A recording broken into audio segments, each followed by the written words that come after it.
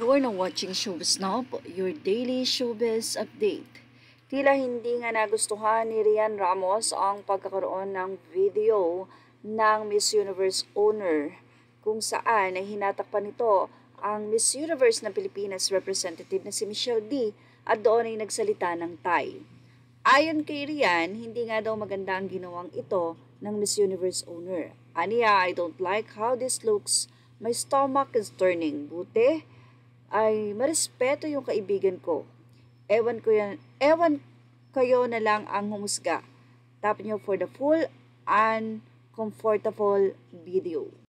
Anyway, dahil hindi nga naiintindihan ng mga Pinoy yung sinasabi dito ng Miss Universe owner na si Anne, tinatanong nila kung bakit nga ba nagsalita itong si Anne ng Thai habang hawak-hawak niya si Miss Universe Michelle D. So, yun yung uncomfortable doon.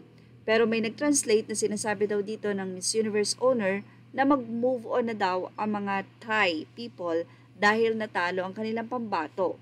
Pero bakit nga ba hinatak niya pa itong si Michelle D? At very uncomfortable dahil hindi naman naiintindihan din talaga ni Michelle ang sinasabi nito habang hawak-hawak niya ang Pinay representative for Miss Universe na nakasama sa top 10. But anyway, narito po ang naging say ng mga Pinoy netizen mula sa mga anonymous commentator ng artikulo ng Fashion Police.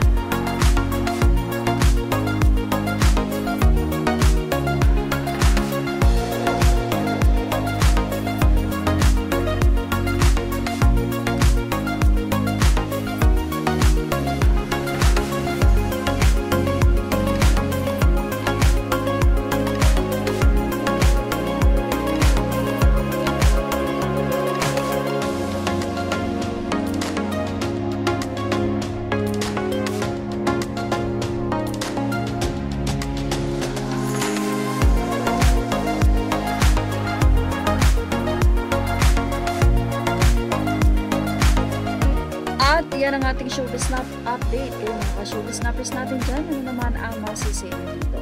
Ilagay na ang opinion sa ating comment section. Images are all ready to the rightful owners and